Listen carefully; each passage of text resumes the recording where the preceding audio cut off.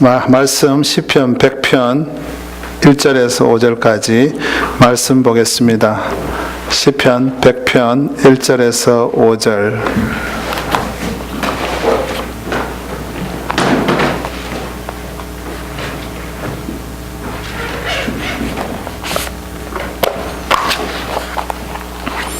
시편 100편 1절에서 5절.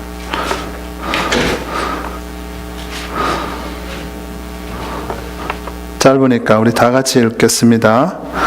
온 땅이여 여호와께 즐거운 찬송을 부를지어다. 기쁨으로 여호와를 섬기며 노래하면서 그 앞에 나아갈지어다. 여호와가 우리 하나님이신 줄 너희는 알지어다. 그는 우리를 지으시니요 우리는 그의 것이니 그의 백성이요 그의 기르시는 양이로다. 감사함으로 그의 문에 들어가며 찬송함으로 그의 궁정에 들어가서 그에게 감사하며 그의 이름을 송축할지어다. 여호와는 선하시니 그의 인자하심이 영원하고 그의 성실하심이 대대에 이르리로다. 기도하겠습니다. 하나님 아버지, 오늘 또 하나님을 찬양하기 위해서 열심으로 준비하고 수고한 우리 찬양팀과 우리 유스 찬양대 하나님께서 기억하여 주시옵소서. 하나님 아버지를 찬양하는 데 있어서 조금 더 부족함이 없도록 그 삶을 주님께서 축복하여 주시고 그의 모든 직장과 학교를 축복해 주시고 하나님 아버지 마음속에 항상 잔치하는 평안과 기쁨이 넘치게 하여 주시고 특별히 내가 주님의 것이라는 그 정체성이 분명하여서 살아계신 하나님, 능력의 하나님의 자녀라는 그 정체성이 분명하여서 무슨 일이 있더라도 기쁨을 잃지 않게 하시고 어떤 어려움 속에서도 그 어려움을 잘 극복해 나가는 승리의 삶 살 수 있도록 도와주시옵소서. 우리 성도들 오늘 또 모아주셨사오니 하나님의 그 미소를 우리에게 보여주시길 원합니다. 하나님의 사랑의 말씀, 사랑의 음성 들려주시고 우리가 더 하나님 닮은 사람으로 만들어 주시옵소서. 예수님의 이름으로 기도합니다. 아멘. 네, 저는 오늘부터 앞으로 4주간 저희 교회의 비전을 한 번 더 제시하고 설명하는 설교를 하고자 합니다. 작년 초에 제가 공식적으로 이 교회에서 사역을 시작하면서 우리 교회 4가지 비전에 대해서 설교를 이미 했지만 가끔씩 이렇게 비전을 반복하고자 합니다. 그 이유는 한 번 말씀드린다고 다 기억하지 못하기 때문이요. 또 우리 교회가 방향을 갖고 잘 나가기 위해서입니다. 우리 교회의 성격을 분명히 알고 가야 우리 교회는 어떤 교회다 누구에게 설명도 할 수 있고 그렇기 때문에 그렇습니다. 큰 배와 뗏목의 차이는 방향입니다. 사람을 많이 싣고 적게 실 수 있는 것도 있지만 제일 중요한 것은 뗏목은 표류합니다. 그냥 물결이 치는 대로 우리 교회가 비전이 4가지가 있는데 그거를 마음에 품지 않고 모두 다 기도하면 다 자기 나름대로 기도하게 되고 결국은 우리 교회는 원하는 목적지에 도달할 수 없고 표류하게 됩니다. 그래서 그것을 똑바로 방향성을 갖고 전진하기 위해서 한 번 더 비전에 대해서 설교하고자 합니다. 비전이 있을 때, 힘든 일이 있을 때 우리가 힘을 모으기도 참 좋습니다. 그리고 힘을 갖고 헤쳐나갈 수 있습니다. 자, 제가 또 비전을 이렇게 4가지 제시해 놓고 여러분에게 말씀드리는 이유는 우리 교회가 세속화되는 걸 막기 위해서입니다. 교회가 비전이 없으면 혹은 비전이 있더라도 그 비전이 그냥 문장으로만 그냥 아무 의미 없이 목사님의 마음이 담겨지지 않은 비전이 이렇게 있으면 그 교회가 세속화되는 것을 막을 수가 없습니다. 교회는 가만히 있으면 세속화되게 되어 있습니다. 왜냐하면 사단이 계속해서 교묘하게 세속적인 아이디어를 집어넣기 때문입니다. 그래서 우리가 딱 비전을 정해놓고 세속적인 아이디어가 들어오면 물리쳐야 됩니다. 그러기 위해서 비전을 여러분에게 한 번 더 제시하고자 합니다. 적어도 여기 계신 성도님들은 우리 교회 4가지 비전을 암기 벌써 하셨으면 더 좋고 암기하셨으면 좋겠습니다. 우리 교회 비전이 어디에 적혀 있습니까? 예. 주보에 여러분 예배 순서 제일 위에 적혀 있습니다. 예. 즐겁고 행복하게 예배하는 교회, 달란트를 개발하고 사용하는 교회, 십자가의 사랑을 추구하는 교회, 지역사회의 희망이 되는 교회. 예. 외우기 어렵습니까? 예. 즐겁고 행복하게 예배하는 교회, 달란트를 개발하고 사용하는 교회, 십자가의 사랑을 추구하는 교회, 지역사회의 희망이 되는 교회. 이 네 비전을 암기해 주시고 기도할 때도 같이 기도해 주시기 바랍니다. 예, 그러면 하나님의 군대에 속한 작은 한 부대로서 우리가 일사불란하게 임무를 수행하고 또 더 많은 적군들이 우리에게 달려든다 할지라도 쉽게 때려 부술 수 있는 강한 교회가 될 것입니다. 예. 그래야만 교회들이 희망이 있습니다. 예. 여러분 마음속에 목사님이 이렇게 목회해야 될 거라는 어떤 지론들이 다 있을 겁니다. 어떤 분은 목사님이 또 어떻게 나아가는 방향에 대해서 마음에 들지 않는 부분이 있을 수도 있습니다. 하지만 비전을 세우는 이유는 우리의 지론들을 조금 내려놓고 한 방향으로 나가자는 것입니다.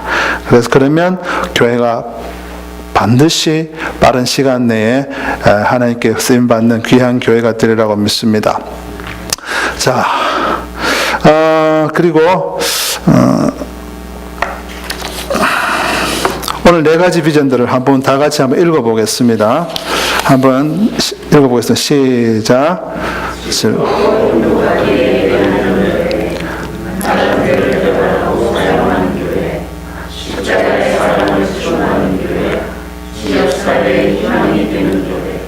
예, 잘 읽으셨습니다.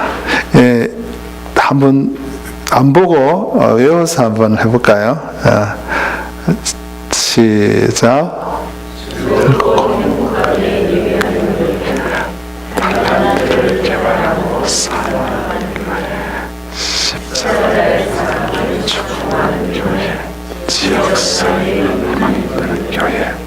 예, 감사합니다. 예, 마음만 먹으면 여러분 이 정도는 외우실 수 있습니다.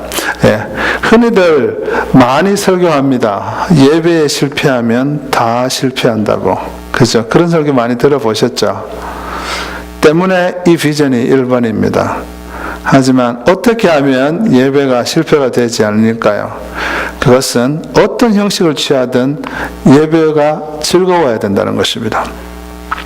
예배 속에 행복이 있어야 된다는 것입니다. 그렇게 말씀드리면 아이고 난 찬양 때문에 행복할 수 없어, 목사님 설교 때문에 행복할 수 없어, 이렇게 예배 인도자들에게 책임을 돌리는 마음이 생길 수가 있는데 그런 뜻이 아닙니다. 일단은 좀 계속 들어보시기 바랍니다. 일단 행복한 예배를 드리려면 내 관념을 따라 예배하지 않고 성경이 제시하는 원칙대로 예배를 해야 됩니다. 때로는 내가 해오던 전통과 맞지 않는다 하더라도 새로운 것을 과감히 시도할 용기가 필요합니다. 예. 하나님이 기뻐하신다면 어떤 시도를 할 수 있는 열린 마음이 필요합니다. 예를 들어서 막 성령님은 지금 우리에게 춤추라고 이렇게 막 강하게 인도하시는데 춤추면 안 돼. 그러면서 막 내 힘을 의지로 막 성령님의 인도하심을 누르고 그러면 진정한 기쁨을 누리기가 힘든다는 거죠. 예, 하나님이 싫어하신다면 어떤 것이라도 바꾸거나 없앨 수 있는 그런 믿음의 결단이 필요합니다. 자, 그러면 행복하게 드리는 예배를 드리려면 어떻게 해야 되느냐 3가지를 제가 말씀드리겠습니다. 첫째로 즐겁게 소리 지르면서 예배해야 됩니다. 시편 100편 1절 오늘 읽은 말씀에 이렇게 되어 있습니다. 땅이여 여호와께 즐거운 찬송을 부를지어다. 고상하게 번역이 되어 있습니다. 땅이여 여호와께 즐거운 찬송을 부를지어다. 그런데 원문에는 어떻게 되어 있는가 하면 하나님을 위해서 시끄러운 소리를 낼지어다 이렇게 되어 있습니다. 영어로는 어떻게 되어 있느냐? Make a joyful noise. 즐거운 소음을 만들어라. 이렇게 되어 있습니다. 그러니까 한글 성경 말씀은 조금 고상하게 번역되다 보니까 원문의 뜻이 약간 사라졌습니다.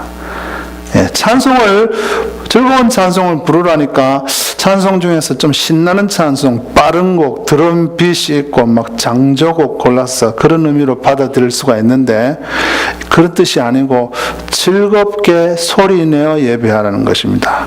우리의 몸으로 소리를 낼 수 있습니다. 그죠? 입으로 내는 건 당연한 거고 박수도 칠 수 있고 발도 구를 수가 있고 때로는 엉덩이를 때릴 수도 있고 우리가 몸으로 낼 수 있는 소리가 꽤 많습니다. 그런데 그 소리에 대해서 우리가 너무 억제하지 말라는 것이죠. 특히 동양적인 문화에서는 너무 억제하거든요. 지금 서양에서 문화에서 예배 가면 기쁨이 많이 있는 걸 여러분 체험하신 분들은 체험할 겁니다. 왜냐하면 자유롭게 소리를 내기 때문에 그렇습니다. 예배 드릴 때 후 이런 소리도 내고 우리도 우리 교파에 따라서는 막 할렐루야 소리 크게 지르는 교단들이 많이 있잖아요. 그게 성경적이라는 거죠. 예. 그리고 꼭 말이 안 돼도 돼요. 말이 안 돼도 돼요. 여러분 기분 좋으면 꼭 말을 하십니까? 때로는 비명도 지르잖아요. 그죠? 예. 제가 어디 갔다 오면 저희 아이들이 어릴 때는 막 무슨 무슨 잡아먹을 듯한 그런 막 좋아서 비명을 지르는데 저는 그 소리를 듣고 너무 기분이 좋았어요. 녀석들이 나를 이렇게 좋아하나. 하나님 앞에 예배 드릴 때 자유롭게 우리가 소리 내는 걸 너무 무서워하시면 안 됩니다. 한국 사람들은 조용한 것이 경건한 것이고 인격적이다 이렇게 생각하는 경향이 있습니다. 특히 여성들을 볼 때 좀 더 심한 것 같아요. 조금 여자가 조금 활발하면 별나다라고 보는 눈이 좀 있는 것 같아요.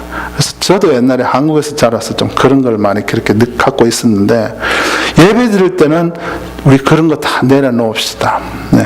내가 한국에서 자랐건 여성이건 남성이건 하나님 앞에 소리 좀 지르면서 예배해요. 우리. 네. 우리 최 집사님도 여러분이 예배 시간에 자유롭게 소리 좀 지르게 하려고 애를 쓰는 것 같아요. 그런데 집사님 소리가 항상 우리 소리가 크다는 말은 우리가 그만큼 반응을 안 해준다는 얘기거든요. 반응을 탁 해서 서로가 마음이 맞으면 예배가 확 올라가요. 예, 차원이 딱 올라가기 시작합니다.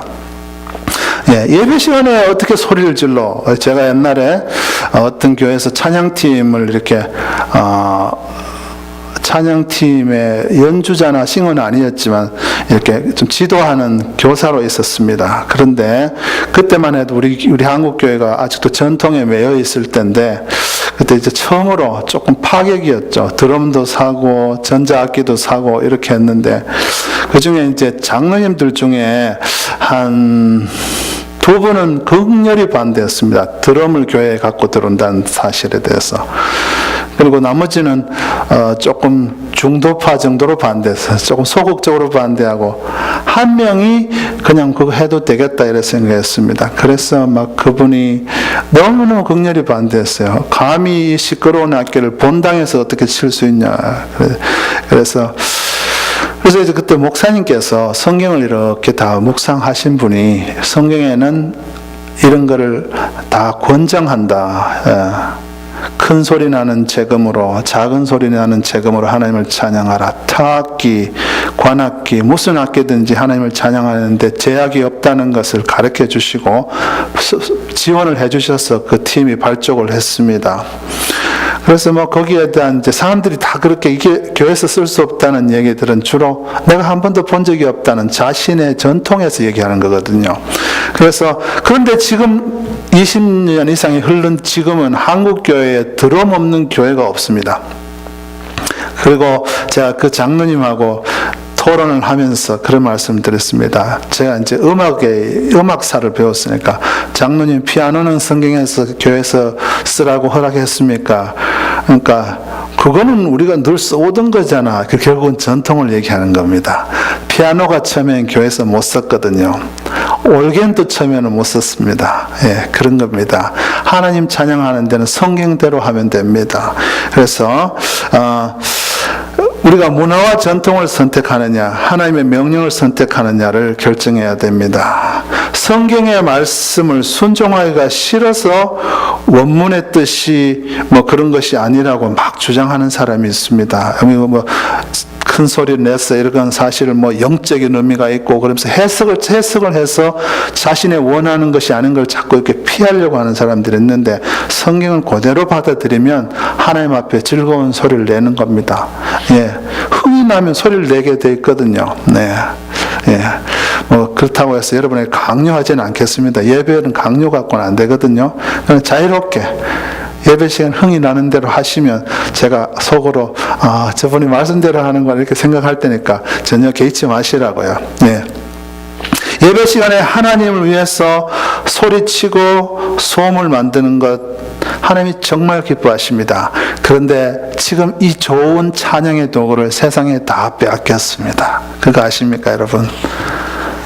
월드컵 축구할 때 다 뺏겼고, 가수들 노래하고 할 때, 요즘 힙합 가수들 노래할 때 소리 질러 이러는 사람들 와 지릅니다. 이게 원래는 교회에서 해야 되는 겁니다, 여러분. 그것이 불경건하기 때문에 그 사람들이 사용하는 것이 아니고, 축구 선수들이 골 한 골 넣으면 다 그 자리에 일어서서 막 열광하는 거, 원래는 하나님한테 해야 되는 겁니다. 이 유교적인 사고방식이 교회 안에 들어와서 우리의 좋은 것들을 많이 빼앗겼다는 것입니다. 하나님 아버지를 위해서, 하나님 아버지 때문에 지르는 소리들은 정말 하나님이 기뻐하시는 소음이라는 거 꼭 기억하시기 바랍니다. 예. 여러분 중에 혹시 손주가 있으신 분이 있으실지 모르겠는데, 손주가 아니라도 자녀가 있으신 분, 재롱 뜨는 아이들 이쁘잖아요. 네. 어떤 분은 너무 손주가 예뻐서 그 손주를 낳아준 며느리가 너무 좋다 그러시는 분을 봤는데, 예. 하여튼 재롱 떠는 손주나 아이들 한번 생각해 보세요.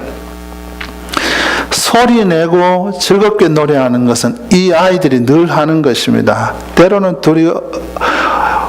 우리 아이들도 엄마 아빠만 이렇게 앉아있으면 괜히 갑자기 둘이가 이상한 공연을 해요. 뭐 이상한 공연을 해요. 계획도 없이. 간다 그러면 막 붙들어 앉히고 막 그러는데, 그들이 뭐 계획이 참 이렇게 규모 있게 짜져 있는 것도 아니고, 때로는 노래 부르다가 중간에 멈추기도 하고 소리 지르기도 하고 까불기도 하고. 그런데 중요한 거는 그것을 보고 있는 부모의 마음이 흡족하다는 거죠. 네, 우리는 하나님의 자녀인 거 믿으십니까? 네, 때로는 우리가 하나님의 부모인 것처럼 앉아 계시는 분이 많다는 거죠, 예배 중에. 실제로 여러분 부모처럼 앉아 계시는 분 없지 않습니까? 예, 물론 마음은 안 그렇겠지만 앉아 있는 폼이나 이렇게 예배 드리는 방식에 있어서, 예. 하나님 앞에 재롱을 좀 부려야 돼요, 우리가. 예. 너무 근엄하게 이렇게 앉아 있으면 하나님이 야 어디 아프냐 이렇게 하지 않겠습니까? 우리가 즐거워하는 모습, 해맑은 모습. 예. 세상에서는 좀 우리가 어른스럽게 살았잖아요. 어른스럽게 살지 않으면 세상 사람들이 좀 무시하는 것도 있잖아요. 그렇지만 교회에 나와서 해맑아야 돼요, 우리가. 아버지, 이렇게, 아버지. 해맑고 좀 까불 필요가 있어요, 몸이. 그러면 우리에게 기쁨이 임합니다. 왜냐하면 하나님을 정신심으로 환영하고 하나님 아버지 앞에 우리의 체면을 내려놓고 이런 겸손한 자들에게 축복 주시기를 원하기 때문입니다. 우리가 적어도 예배할 때는 그분 앞에 아이가 한번 되어봅시다. 예. 성경 말씀에 어린아이처럼 되라는 말씀이 많이 있잖아요.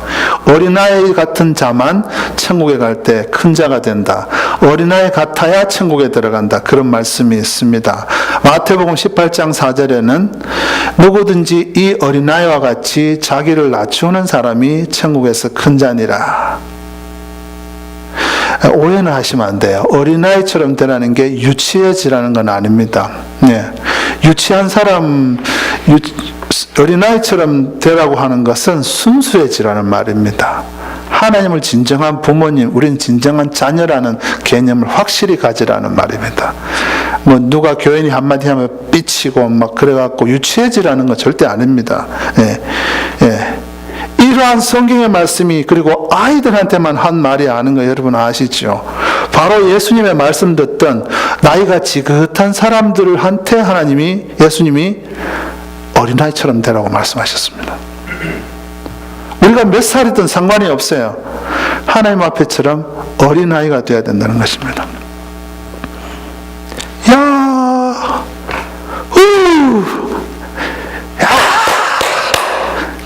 자유롭게 소리 지르고 소리 내는 것이 이게 예배의 중심 요소입니다.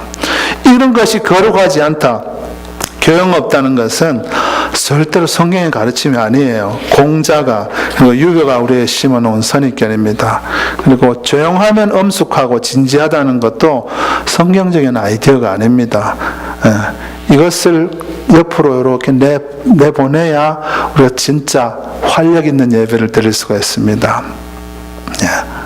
어떤 분은 이런 말씀을 열심히 한 2시간 정도 막 예배 세미나 같은 데서 얘기하고 나도 다 듣고 나서 마지막에 나가면서 하는 말이, 그래도 내가 어떻게 그렇게 해? 이렇게 말씀하시는 분이 있어요. 그래도 내가 나이가 있는데 이렇게 생각하시는 분이 있어요. 그 부분을 하나님 앞에 순종하라는 거죠. 순종이 멀리 있는 게 아니에요. 성경이 말하면 그대로 하는 게 순종입니다. 자, 제가 어릴 때 고모집하고 큰 집에 이렇게 가끔씩 가는데 저희 고모집에는 누나들이 4명이 있었어요. 제 동생 뻘 때는 남자도 하나 있었지만 누나들이 4명이 있었고, 우리 큰 집에는 형들이 4명이 있었는데 큰 집에 가는 건 너무 싫었습니다. 너무 남자들을 환영 잘 안 하잖아요. 경상도 말로 왔나 이렇게 치워요 그게. 이 누나들은 왔냐 그러면서 달려 나오고 막 웃고, 양쪽에 마음이 똑같을지라도 저는 고모집만 가기를 원했습니다. 너무 근엄하게 저를 맞이하니까 가기 싫더라고요. 우리 하나님을 환영할 때 진심으로 한번 환영해 봅시다. 여러분, 2002년 월드컵 때 안정환 선수가 이때 이탈리아전에서 연장전에서 헤딩으로 골이 넣는 장면 기억하십니까? 기억하십니까? 안 보신 것 같아요. 지고 있다가 무승부가 되었다가 헤딩슛 탁 넣고는 그 다음에 골을 넣고 나서 너무 좋아서 스케이팅하는 모습으로 골 세레모니 하고 이러는 거예요. 그때 우리 국민들 다 뒤집어지지 않았습니까? 그때 뒤집어진다고 정신 이상하다고 할 사람 한 사람도 없습니다. 한 사람도 없었습니다. 오히려 안 뒤집어지면 너 우리 국민 맞냐 그랬잖아요. 그런 흥분의 도가니가 되는, 이것이 우리 예배에 억지로 생기는 건 아니지만 하나님, 그게 정말 하나님이 기뻐하시는 거라면 아버지 우리에게 이런 예배의 흥분을 주십시오. 이런 예배의 기쁨을 우리에게 주십시오. 그래서 하나님께 우리의 기쁨을 다 표현할 수 있게 해달라고 그렇게 기도하시면서 예배에 나오신 여러분 되시길 바랍니다. 첫 번째는 소리 내라는 거고, 두 번째는 방금 말씀드린 하나님을 기쁨으로 예배하라는 것입니다. 제가 어떤 교회 교사한테 요즘 교회 재밌어요? 라고 물으니까 그분이 조금 슬픈 표정을 지으면서 교회를 재미로 다니나요? 이러더라고요. 근데 그 대답이 평소에 그냥 하는 말이면 좀 맞는 말일 수 있는데, 그분이 그렇게 대답하는 이유를 저는 알고 있었어요. 그분이 교회가 너무, 그 당시에 교회에 좀 실망을 해가 있어서. 그 재미로 다니나요? 이 말은 맞기도 하고 틀린 말인데, 교회를 재미로 다니는 것이 아니라는 그 말 속에 자기가 지금 다니는 그 교회가 마음에 들지 않고 지금 무슨 어려움이 있다는 겁니다. 그래서 마지못해 참고 다닌다는 의미가 들어있었습니다. 그런데 교회를 재미로 다니는 것은 아니지만 교회에 재미가 있어야 되는 것은 분명합니다. 좀 더 정확한 표현을 하자면 예배에 재미가 있어야 됩니다. 그리고 즐겁게 드려야 됩니다. 조금 더 정확하게 표현하자면 예배의 기쁨의 제사를 하나님께 드려야 됩니다. 시편 100편 2편 오늘 읽었죠. 기쁨으로 여호와를 섬기며. 여러분 한번 기억을 해보십시오. 여러분 삶 속에 기쁨으로 하나님을 예배했던 그 순간들이 있었을 겁니다. 그래서 너무 기뻐서 눈에서 뭉클뭉클 눈물까지 흘렸던 그런 기억이 있을 겁니다. 그리고 그 맛을 다시 한번 회복하기를 원하실 겁니다. 그럼 그 소원이 있으면 기도를 하십시오. 그러면 그 기쁨 회복할 수 있습니다. 예. 어떤 분들은 이 기쁨 찾으려고 많은 교회를 찾아다닙니다. 그런데 이 교회를 그 기쁨이 충만한 교회로 만들 수가 있어요. 예. 자, 오늘 성경 말씀의 내용은 뭔가 뉘앙스가 우리가 말하는 것 조금 다른 게 있어요. 그게 무슨 뜻인가 하면 기쁨으로 여호와를 섬기며 라는 말씀이 우리가 하나님 앞에 나와서 하나님이 기쁨을 주어서 받는다는 의미일까요? 우리가 기쁨 들고 나와서 하나님께 기쁨을 드린다는 의미일까요? 이것이 우리 보통 사람들이 생각하는 기쁨의 개념과 성경이 말하는 개념이 다른 것입니다. 기쁨의 제사입니다. 사실은 우리가 어떤 어두운 삶을 살았고 힘든 삶을 살았다 할지라도 진정한 예배는 우리가 하나님 앞에 기쁨 드리는 예배입니다. 우리가 기쁨을 얻는 것은 그 다음 차원입니다. 그것은 하나님이 만족만 얻으시면 우리가 기쁨을 받지 않으려야 않을 수가 없어요. 제일 중요한 것은 우리가 하나님께 기쁨 드리는 건데 요거는 싹 빼고 많은 사람들이 예배에 기쁨이 없다 그럽니다. 큰 문제입니다.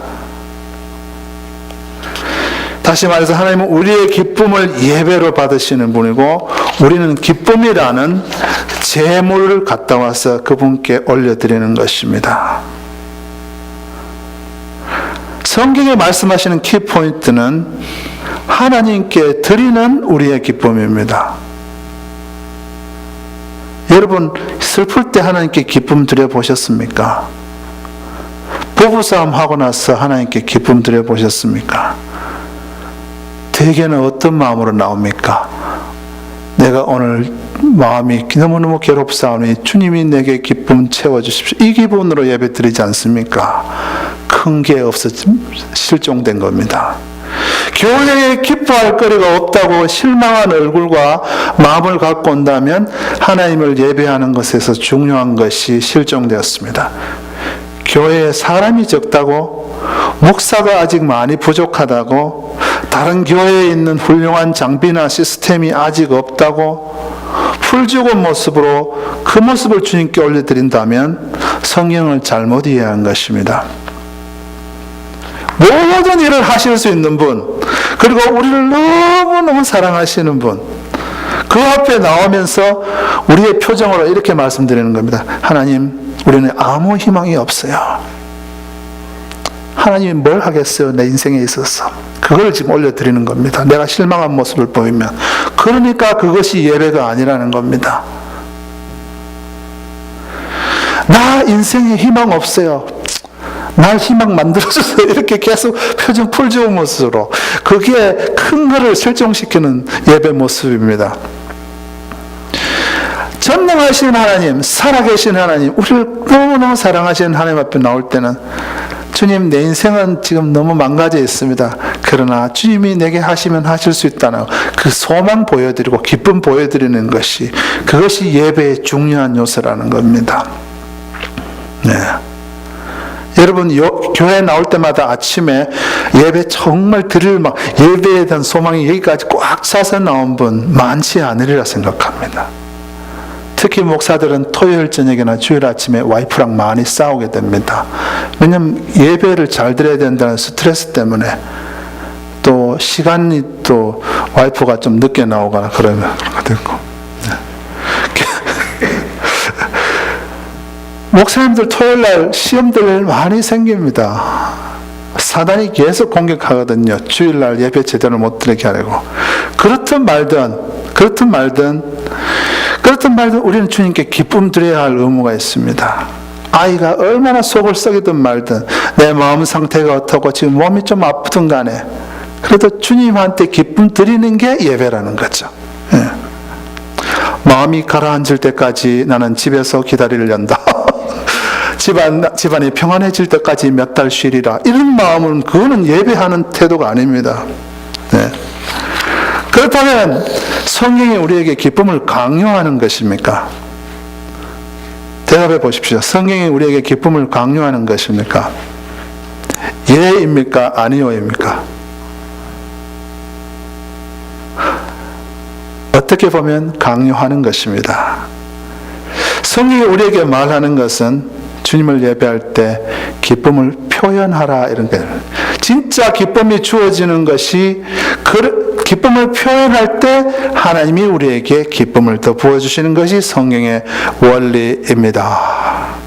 어떤 사람을 만날 때 너무 기쁠 때 여러분 어떻게 하십니까? 자, 기쁠 때 제일 처음에 나타나는 우리의 현상을 한번 봅시다. 어떤 사람을 너무 마음에 내가 좋아하는 사람 만났어요.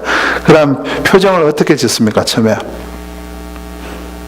얼굴이 쫙 펴지지 않습니까? 이렇게 있다가 이렇게 되잖아요. 얼굴이 확 펴지잖아요. 그 다음에 입꼬리가 싹 올라가잖아요. 미소가 지어지잖아요. 그리고 나도 모르게 소리 지르 웃고 손을 들기도 하고 막 뛰어가기도 하지요. 목소리도 나도 모르게 격앙되어서 막 커지지 않습니까? 예. 오늘 성경 말씀이 여러분에게 말씀하시는 것은 하나님 한 분 때문에 여러분이 그렇게 되라고 말하는 겁니다. 성경의 것을 때로는 태도나 감정으로만 해석하는 그런 오류를 우리가 범하는데 우리에게 하나님께 드려야 될 기쁨은 우리의 감정과 태도만이 아니고 우리의 기쁨의 행위라는 것을 꼭 기억하시기 바랍니다. 정말 풀이 쭈고 있어도 하나님 억지로 막 속을 울고 있어도 하나님 이렇게 하시면 하나님께서 그 사람에게 반드시 진짜 생수가 흐르도록 해주신다는 것입니다. 세일즈 해보신 분 손 한번 들어보세요. 뭐 보험 세일즈라도 한번 해보신 분, 예. 세일즈맨들 한번 생각해 보시죠. 아무리 그 마음속에 괴로움이 있어도 그 사람들 앞에 가서 기쁜 척 합니다. 마음이 평안한 척 합니다. 그래야 하나라도 더 팔지, 보험 파는 사람이 집에 불난 사람처럼 얼굴 찡그리고 있으면 그 보험이 팔리겠습니까, 그게? 그래서 보험 사원들 교육시킬 때 첫째도 미소, 둘째도 미소, 그런 거 굉장히 강요합니다. 백화점 매장의 직원들 미소 지으라고 얼마나 강조하는지 모릅니다. 심지어 시장에서 골라 뭐 이렇게 하는 사람들도 그 흥을 띄우는 이유가 자기가 무슨 흥이 날 일이 있어서 그렇겠습니까? 예. 영화 배우들이 막 집에서 부부싸움하고 와서도 감독이 웃어 그러면 빵긋 웃잖아요. 그것이 정말 웃고 싶어서 웃겠습니까? 여러분, 세상 사람들 돈 벌기 위해서 지울 수 없는 표정 기꺼이 짓습니다. 그런데 우리를 사랑하고 우리를 위해서 아들을 주신 하나님 앞에서 우리가 감정 표현, 감정과 상관없이 기쁨의 표현 해야 되지 않겠습니까? 우리도 하나님 아버지 앞에 이런 감정 조절의 프로가 되면 참 좋겠습니다. 그런데 이렇게 말하면 사람들이 위선이라는 단어를 떠올립니다. 기쁘지도 않은데 기쁜 척 하는 것은 위선이 아니냐고. 그런 질문 안 드십니까? 하지만 성경은 우리에게 더 큰 복들을 주시기 위하여 억지로라도 기뻐하라고 가르치십니다. 그리고 기쁨을 하나님께 드리는 것은 위선이라고 하지 않고 성경은 순종이라고 말합니다. 네. 데살로니가전서 5장 16절 다 같이 시작.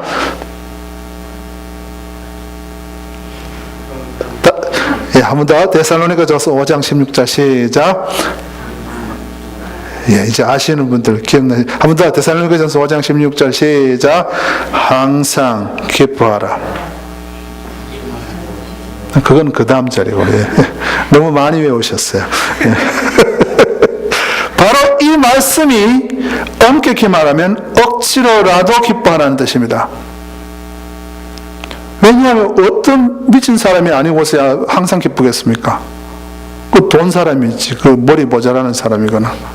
항상 우리는 기쁠 수가 없어요, 삶 속에서. 그런데 항상 기뻐하라는 말은 억지로라도 기뻐하라는 뜻입니다. 그게 하나님이 기뻐하는 예배니까. 기쁘지 않을 때 하나님 앞에서 기쁨의 표현을 하는 것이 순종이고 믿음 행위고 하나님이 기뻐하는 겁니다. 우리는 이러한 순종을 통하여 잃었던 기쁨을 참으로 회복하게 되는 것입니다. 세상에도 이런 거 막 하려고 많이 써요. 뭐 마인드 컨트롤, 자기 최면, 긍정적인 사고해서 뭐 기뻐지려고 애를 쓰는데 그거는 다 우상숭배라는 것만 아시면 됩니다. 왜 그러냐? 하나님 아닌 다른 것에 의지하기 때문에 그렇습니다. 우리가 하는 기뻐함은 살아계신 하나님께 의지하는, 개입하시는 하나님께 의지해서 기쁨 표현하는 것이기 때문에 그것이 예배입니다. 나머지는 다 우상숭배라고 생각하시면 됩니다. 자, 첫 번째 우리 예배, 첫째는 소리내어 예배하라 그랬습니다. 둘째는 기쁨 드리는 예배, 셋째는 노래하면서 예배하라는 겁니다. 시편 100편 2절, 노래하면서 그의 앞에 나아갈지어다. 요새 많은 교회들에 노래가 없습니다. 제 말이 사실입니까? 노래 너무 많은데 왜 노래 없다 그러지? 훌륭한 찬양팀과 밴드는 있는데 성도들의 찬양이 옛날 10년, 20년, 30년보다 훨씬 더 못해졌습니다. 저는 찬양 사역자를 오래 해봤기 때문에 그걸 피부로 느낍니다. 옛날에 기도원에 가면 북 하나, 제가 그 북 치는 사람들 보면 박자도 안 맞아요. 제가 확 뺏어버리고 싶어요, 그래. 그런데 그 북 하나, 피아노 하나만 있으면 박수 치면서 산이 떠나가라 찬양을 했습니다, 옛날에. 그런데 지금은 아주 멋진 소리 나는 신테사이저, 그리고 전자악기, 스피커 소리가 찬양을 하지, 사람 소리는 그 옛날에 반의 반도 안 됩니다. 엄청 줄어들었습니다. 앞에서 찬양팀들이 마이크 잡고 막 멋지게 찬양하니까 우리가 그렇게 할 필요가 없어졌어요. 귀는 뭐 잘하는 것처럼 들리는 거. 그러니까 우리 대충 하게 되는 겁니다. 저도 어떻게 보면 거기 자꾸 변하고 있는 것 같아. 많은 사람들이 노래하라는 하나님의 명령에 대해서 그것이 정말 필요한 것인가라는 그 마음을 잃어버렸습니다. 근데 주님이 우리의 목소리에 얼마나 관심이 많은지 몰라요. 예. 제가 하는 말이 잘 들어보세요. 제 의견에 음악 재능이 전혀 없는 사람은 성가대는 해서 안 됩니다. 제 의견입니다. 자기에 맞는 재능으로 교회를 섬겨야 됩니다. 그런데 제가 성가대라고 했습니다. 예배라고 하지 않았습니다. 하지만 하나님을 예배할 때는 이야기가 달라집니다. 예배할 때 노래하는 것은 돼지 목다는 소리든 음치이든 박치이든 하나님이 그 목소리를 주셨기 때문에 그 목소리 듣고 싶어 하세요. 절대로 하나님이 그 목소리 때문에 시험 들지 않으십니다. 옆 사람은 시험 들지 몰라도 신경 쓰지 마세요. 여러분의 그 목소리가 공기를 가르고 나오면 하나님이 영광을 받게 되어 있어요. 벙어리가 아닌 이상 우리는 목소리를 사용해서 노래할 사명이 있습니다. 근데 하나님 참 대단하신 분이죠. 수만 명이 노래해도 여러분의 소리를 분별해서 듣습니다. 마치 아이들이 수십 명이 뒤에서 부르는데 엄마 그러면 자기 엄마만 탁 돌아보잖아요. 그것처럼 하나님이 여러분의 목소리를 다 알고 계신다는 거죠. 근데 이제 우리가 모르는 노래가 앞에 탁 떴을 때 제가 노래 몰라서 찬양 안 해요. 이렇게 하시는 분 가끔 있어요. 근데 노래를 몰라서 노래를 안 한다. 약간 말이 되는 것 같아요. 그런데 완벽한 핑계는 절대 아닙니다. 왜냐하면 노래의 가장 핵심은 가사이기 때문에 그렇습니다. 한 가지 분명하게 아셔야 할 것은 찬양곡과 반주와 악기 소리는 찬양을 하나님께 전달하기 위한 실을 것, 그릇에 불과하다는 것입니다. 그 가사 내용이 진짜 찬양입니다. 진짜 가사 내용이 딱 떠 있으면 여러분은 읽으면서라도 찬양할 수 있다는 겁니다. 읽으면 내가 기분이 별로 안 좋을 때 그래도 하시라는 겁니다. 음악적으로 만족이 없어요. 그래도 하시라는 겁니다. 예. 선불로 말하면 모든 음악적인 요소들은 포장지에 해당합니다. 진짜 찬양은 그 가사요, 여러분의 진실한 고백인 거야. 음악을 모르잖아요. 가사를 이렇게 읽으세요. 읽으면서 나름대로의 곡조로 부르시면 돼요. 예. 가끔은 어떤 분들이 나름대로의 곡조를 부를 때 솔직히 음악을 공부한 저로서는 참 유치하다 이럴 싶을 때가 있긴 있어요. 그러나 하나님 아버지는 절대로 그렇게 생각 안 하신다는 거죠.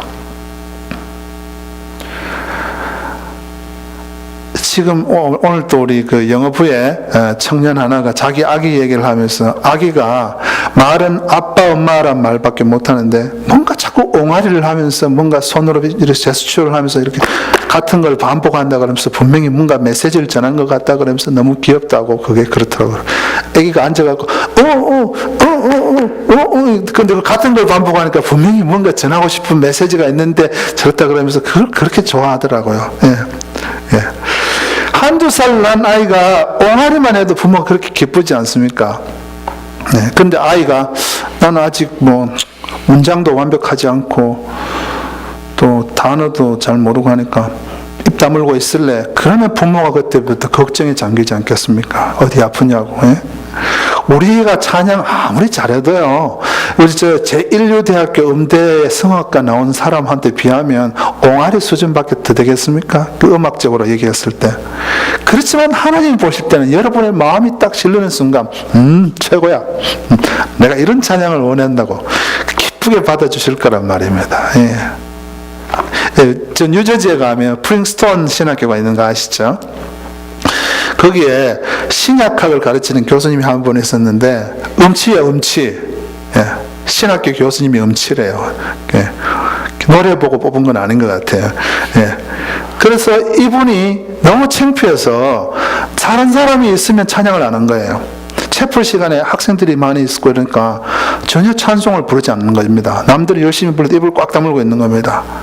그래서 그 사실을 알게 된 학생들이 이 교수님한테 찬송음치라고 이름을 붙여줬습니다. 그런데 어느 날 어찌된 일인지 이 교수님이 채플 시간에 들어와서는 목청 높여서 막 찬양을 하는 겁니다. 물론 학생들이 좀 괴로웠겠죠. 네. 그래서 소리를 막 열심히 내어 부른다는 사실에 놀라고 또 음정과 박자가 전혀 나아지지 않았다는 사실에 놀라면서 사실 다들 이렇게 쳐다보고 그랬습니다. 근데 아랑곳하지 않고 막 열심히 찬송을 부르는 겁니다. 네. 그래서 왜 저러지? 그래서 어느 날 강의 시간에 그 자리에 있었던 그날 강의 시간에 그 자리에 있었던 학생이 그 교수님한테 물었습니다. 교수님, what happened to you? 무슨 일입니까? 갑자기 찬송을 다 부르시고. 그러니까 교수가 조금 수줍은 표정을 지으면서 고백을 했습니다. 사실 말이야, 어젯밤에 내가 잠을 자다 꿈을 꾸었는데 천국에 딱 가서 문에 노크를 하니까 베드로가 나와서 누구냐고 묻더랍니다. 그래서 자신은 어릴 때부터 예수를 잘 믿었고 지금은 뭐뭐 대학교에서 신학교 교수를 하고 있다고 소개를 하니까 베드로가 이렇게 책을 이렇게 들춰보면서 말하더랍니다. 공부는 많이 해서 아는 건 많은데 찬미의 제사를 올린 기록이 하나도 없네요. 그러면서 찬미 많이 하고 오세요. 그러면서 문을 탁 닫아버리라는 겁니다. 그래서 깜짝 놀라서 깨어보니까 꿈이다라는 것입니다. 여러분, 찬미의 제사가 하나님께 쌓인다는 거 아십니까? 상급으로 쌓여요. 네. 진심으로 찬미 많이 하십시오. 옆에 사람 음치가 그러면 넌 얼마든지 말해라. 나는 괜찮다. 하나님이 나에게 상 주실 거라고 기쁨으로 찬송하시기 바랍니다. 요즘은 미디어 그리고 테크놀로지 그리고 예술의 발전으로 아름다운 음악이 우리 주변에 너무나 손쉽게 닿을 수 있는 곳에 있습니다. 그러다 보니까 가짜도 많아졌어요. 가수 중에 립싱크 하는 가수가 얼마나 많아졌는지 모릅니다. 립싱크 아시죠? 예. 립, 요 입술, 싱크는 이렇게 같이 합쳐 넣는다는 뜻인데 녹음 틀어놓고 춤만 열심히 맞춰서 추고 실제로는 노래 안 해요. 그 입만 달싹달싹 하는 거죠. 그래서 그런데도 대중들이 그걸 가짜라고 느끼지 못하고 그 현란한 춤에 현혹되어서 뭐 그들을 가수라고 부르는데 거리낌이 없습니다. 뭐 즐기면 되지 뭐 그게 뭐가 문제인가. 그런데 가수, 노래하는 사람이라는 그 타이틀에 맞지 않잖아요. 그런데 이런 문화가 교회에도 들어와 있어요. 제가 교회에서는 멋진 음악 틀어놓고 찬양하는 척 하지 말라고 가르칩니다. 그러려면 다 멋진 예배 음악 틀어놓고 우리는 해변에 가지 뭐하러 예배 드리러 나와. 하나님은 좋은 CD를 원하는 것이 아니라 여러분의 투박스러운 목소리를 원한다는 거죠. 예. 여러분의 너무도 촌스러운 몸짓, 때때로는 정말 손이 오그러질 만한 말들, 그런 거라도 하나님을 위한 것이면 하나님께서 기쁘게 받으신다는 거죠. 제가 정리하겠습니다. 오늘은 즐겁고 행복하게 예배하는 교회를 만드는 구체적인 방법들을 성경을 통해 배웠습니다. 첫째는 소리를 지르고 한번 질러볼까요? 해봐야 돼. 한 번에도 안 해보면 예. 한번 약속하면 안 돼. 자기가 원하는 소리. 나 하나님이 좋아요를 말로 하지 말고 한번 소리 한번 질러봅시다. 시작. 어렵죠? 예, 집에서라도 연습 한번 해보세요. 야! 하나님이 좋아요라고 소리 지르고, 둘째는 기쁨의 표현들을 하고, 셋째로는 목소리로, 부족한 목소리로 계속 노래하는 것입니다. 즐겁게 예배하는 것이 하나님의 약간의 강요가 섞인 말씀이지만 절대로 우리를 저주하고 힘들게 하려는 것이 아닙니다.